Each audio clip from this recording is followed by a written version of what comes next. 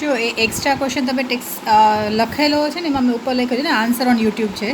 હવે એમાં તમને આપ્યું છે બિલ્ડિંગ ઇઝ વેલ્યુડ એટ 160%. તો બિલ્ડિંગ જે છે એ 400નું છે અને 400ના આપણે 160% કરીએ તો 640 થઈ જાય. જો ડાયરેક્ટલી આ 400ના આપણે 160% કરીએ તો 640 થઈ જાય, એટલે 400ના 640 થઈ ગયા. તો બેલેન્સ શીટમાં એસેટ સાઇડમાં બિલ્ડિંગની નવી વેલ્યુ આ 160% એટલે 640, અને આ જે પહેલાં 400 હતા અહીંયાથી 640 થઈ ગયા. તો આપણે કહી શકીએ કે વધારો જે છે એ 240નો છે. તો રિવેલ્યુએશન અકાઉન્ટમાં ક્રેડિટ સાઇડમાં બાય બિલ્ડિંગ, તો બિલ્ડિંગમાં ઇન્ક્રીમેન્ટ જે છે એ 240નું છે. જો તમે જોઈ લેજો, બેલેન્સ શીટમાં બિલ્ડિંગ 400 છે અને 160% થઈ ગયું એટલે 640 થઈ ગઈ. તો નવી બેલેન્સ શીટમાં 640 અને જે વધારો થયો ને ઇન્ક્રીઝ ઇન એસેટ છે એટલે રિવેલ્યુએશન અકાઉન્ટમાં ક્રેડિટ સાઇડમાં. પછી સેકન્ડ આપ્યું છે કે 20 રૂપીસનો ક્લેમ જે છે એ admitted and payable to a worker છે. હવે તમે જોશો તો અહીંયા WACF 100 છે, એમાંથી કીધું કે આ 20 રૂપીસ આપણે વર્કરને દેવાના. તો 100માંથી આપણે 20 દઈ દઈએ તો બાકીના 80 જે છે એ ફ્રી છે, તો આપણે પાર્ટનર્સમાં ડિસ્ટ્રીબ્યુટ કરી શકાય. ક્વેશ્ચનમાં ક્યાંય પણ પ્રોફિટ શેરિંગ રેશિયો આપ્યો નથી, એટલે ઇક્વલ પ્રોફિટ શેરિંગ રેશિયો હશે. તો હવે અહીંયા બાય WACF, જો આમ તો WACF 100નો છે પણ એમાંથી આપણે 20 રૂપીસ દેવાના છે, તો બાકીના 80 રૂપીસ જે છે એ બે પાર્ટનર્સમાં આપણે 40-40 કરીને ડિસ્ટ્રીબ્યુટ કરી નાખીશું, આ ડિવાઇડેડ બાય 2. અને જેટલા 20 રૂપીસ દેવાના છે, જો આ એડજસ્ટમેન્ટમાં આપ્યું છે અ ક્લેમ ઓફ 20 એડમિટેડ અને પેએબલ છે, તો એ 20 રૂપીસ જે આપણે અહીંયા કટ કર્યા એ બેલેન્સ શીટમાં લાયબિલિટી સાઇડમાં WACF or claim for WACF 20 rupees liability સાઇડમાં હશે. એના પછી થર્ડ જોજો, માર્કેટ વેલ્યુ ઓફ ઇન્વેસ્ટમેન્ટ 360ની થઈ ગઈ. હવે ઇન્વેસ્ટમેન્ટ બેલેન્સ શીટમાં આપ્યા છે 500ના અને એની વેલ્યુ થઈ ગઈ હવે 360 રૂપિયાના, 360 રૂપીસ થઈ ગઈ માર્કેટ વેલ્યુ ઓફ ઇન્વેસ્ટમેન્ટ.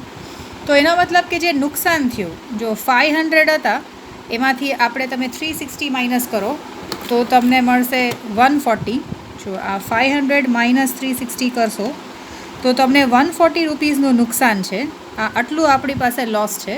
હવે આ 140નું નુકસાન સેટ ઓફ કરવા માટે આપણી પાસે ઇન્વેસ્ટમેન્ટ ફ્લક્ચ્યુએશન ફંડ 300નું છે.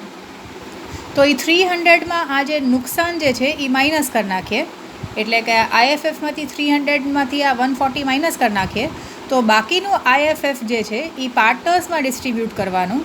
જો આ એડજસ્ટમેન્ટ બરાબર જોજો ને તો પછી મને પાછું પૂછજો. હવે રિવેલ્યુએશન અકાઉન્ટમાં તો કંઈ નહીં આવે, પણ પાર્ટનર્સ કેપિટલ અકાઉન્ટમાં by investment fluctuation fund IFF છે 300નું, એમાં જે આ ઇન્વેસ્ટમેન્ટનું લોસ થયું ને 500ની બદલે ઇન્વેસ્ટમેન્ટની વેલ્યુ 360 થઈ ગઈ, તો ઘટાડો થયો 140નો.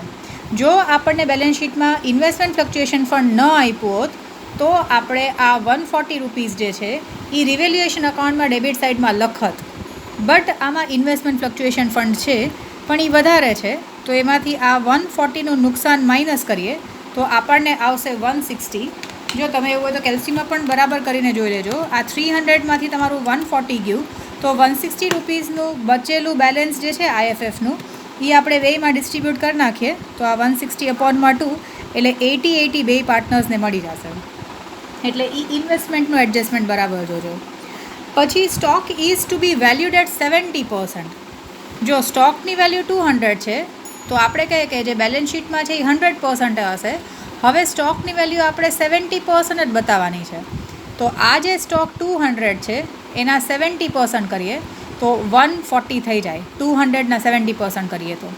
સો એનો મતલબ કે બેલેન્સ શીટમાં એસેટ સાઇડમાં સ્ટોક જે છે એ પહેલાં 200 હતા એના 70% બતાવવાના છે, એટલે 140 બતાવવાના છે. તો 200માંથી 140 થઈ ગયા તો 60 રૂપિયાનું ને 60 રૂપીસનું નુકસાન છે એ રિવેલ્યુએશન અકાઉન્ટમાં ડેબિટ સાઇડમાં, કારણ કે એમાં એસેટ્સમાં રિડક્શન છે. તો અહીંયા સ્ટોકમાં આ 200માંથી 140 થઈ ગયા તો 60 રૂપીસનો લોસ જે છે એ આપણે અહીંયા ડેબિટ સાઇડમાં લખ્યું હશે. પછી સ્ટોક પછી આઉટસ્ટેન્ડિંગ એક્રુડ ઇન્કમ છે, તો આઉટસ્ટેન્ડિંગ ઇન્કમ અક્રુડ હોય એ રિવેલ્યુએશન અકાઉન્ટમાં ક્રેડિટ સાઇડમાં 500 અને બીજી ઇફેક્ટ બેલેન્સ શીટમાં એસેટ સાઇડમાં આઉટસ્ટેન્ડિંગ ઇન્કમ એ પણ 500. પછી એના પછી અનપેડ શોપ રેન્ટ છે. તો અનપેડ શોપ રેન્ટ કે અનપેડ એક્સપેન્સ હોય તો રિવેલ્યુએશન અકાઉન્ટમાં ડેબિટ સાઇડમાં અહીંયા અનપેડ શોપ રેન્ટ જે છે એ 100 છે અને એટલી જ લાયાબિલિટી છે. એટલે બેલેન્સ શીટમાં લાયાબિલિટી સાઇડમાં આઉટસ્ટેન્ડિંગ ઓર અનપેડ શોપ રેન્ટના 100 છે. અને લાસ્ટ આપ્યું છે કે એ લોકો નવો PSR ડિસાઇડ કરે છે, બટ એ તો આપણે કંઈ કામનું છે નહીં. હવે બાકીનું આપણે લખવાનું સ્ટાર્ટ કરીએ. જો આ એડજસ્ટમેન્ટ્સ બધા પૂરા થઈ ગયા, બધાની બે ઇફેક્ટ પૂરી થઈ ગઈ. હવે કેપિટલ અકાઉન્ટથી સ્ટાર્ટ કરીએ. તો કેપિટલ અકાઉન્ટનું બેલેન્સ છે અહીંયા બાય બેલેન્સ બ્રોડ ફોરવર્ડ 100 અને 200. જો એક એક જોતા જાજો. કેપિટલ જે છે એ લખ્યું, WACF લખાઈ ગયું, workers profit sharing fund, workers savings fund અને પ્રોવિડન્ટ ફંડ એ ડિસ્ટ્રીબ્યુટ નહીં થાય. એટલે બેલેન્સ શીટમાં, નવી બેલેન્સ શીટમાં એઝ ઇટ ઇઝ આપણે 3 લખવાના આવશે. તો નવી બેલેન્સ શીટમાં આપણે લખીએ વર્કર્સ પ્રોફિટ શેરિંગ ફંડ અહીંયા 200, પછી અહીંયા વર્કર્સ સેવિંગ્સ અકાઉન્ટ એ પણ 100 અને પ્રોવિડન્ટ ફંડ પણ લાયબિલિટી છે એ 200. પછી કેપિટલ રિઝર્વ જે છે એ પાર્ટનર્સમાં ડિસ્ટ્રીબ્યુટ થશે. તો કેપિટલ રિઝર્વ 100 છે એટલે 50-50 થઈ જશે. પછી કન્ટિન્જન્સી રિઝર્વ પણ ડિસ્ટ્રીબ્યુટ થશે. તો કન્ટિન્જન્સી રિઝર્વ 200નું છે, 200 છે, તો 100 ડિસ્ટ્રીબ્યુટ થઈ જશે. પછી બચ્યું આ IFF જે આપણે પાર્ટનર્સમાં ઓલરેડી ડિસ્ટ્રીબ્યુટ કરી નાખ્યું, એટલે બીજી વાર નહીં આવે. હવે એસેટ સાઇડમાં જોઈએ. તો એસેટ સાઇડમાં સૌથી પહેલું તમારું બિલ્ડિંગ છે એની નવી વેલ્યુ લખાઈ ગઈ. ઇન્વેસ્ટમેન્ટ જે છે એની વેલ્યુ આપણે લખતા અહીંયા ભૂલાઈ ગઈ હતી. ઇન્વેસ્ટમેન્ટ જે છે એની બતાવવાની હતી 360 વેલ્યુ, એટલે હવે લખું છું. પહેલાં એકચ્યુઅલી આપણે લખી લેવાની જરૂર હતી. હવે એડવર્ટાઇઝમેન્ટ કેમ્પેન એક્સપેન્સ, જો આ બધા જ જે છે એ અક્યુમ્યુલેટેડ લોસ છે. આ advertisement campaign expense, research and development અને પ્રોફિટ એન્ડ લોસ અકાઉન્ટનું ડેબિટ બેલેન્સ એ અક્યુમ્યુલેટેડ લોસ છે. તો જેમ આપણે અક્યુમ્યુલેટેડ પ્રોફિટ્સમાં WACF કે પ્રોફિટ એન્ડ લોસ અકાઉન્ટનું ક્રેડિટ બેલેન્સ હોય કે આ બચેલું IFF છે એ પાર્ટનર્સ કેપિટલ અકાઉન્ટમાં ક્રેડિટ સાઇડમાં ડિસ્ટ્રીબ્યુટ કરીએ, એમ જો કોઈ વસ્તુ એસેટ સાઇડમાં આપી હોય તો એ પણ આપણે એના રાઇટ ઓફ કરવા પડશે. તો આ એડવર્ટાઇઝમેન્ટ કેમ્પેઇન એક્સપેન્સ જે છે એ 100 છે એટલે 50-50 બેમાં ઇક્વલી.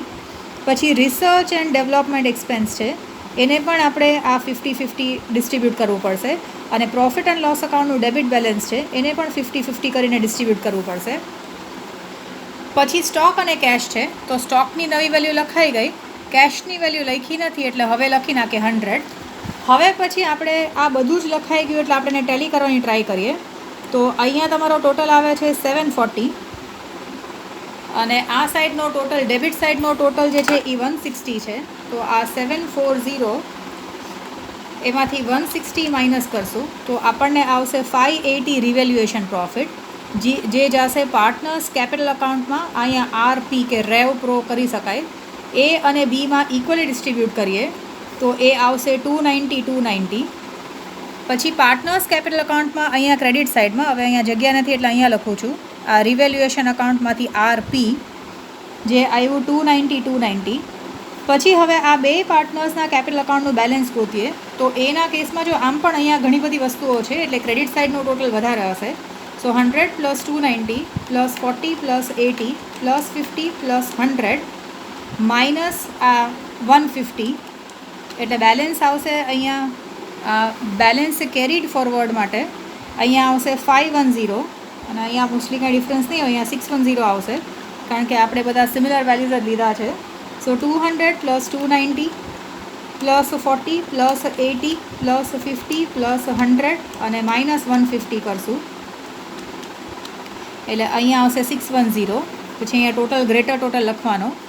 કેપિટલ જે છે આ 510 610 એ બેલેન્સ શીટમાં લાયબિલિટી સાઇડમાં જાય અને પછી આપણે ટેલી કરીને જોઈ લેવાનું કે બે સાઇડ ટેલી થઈ જાય છે કે નહીં.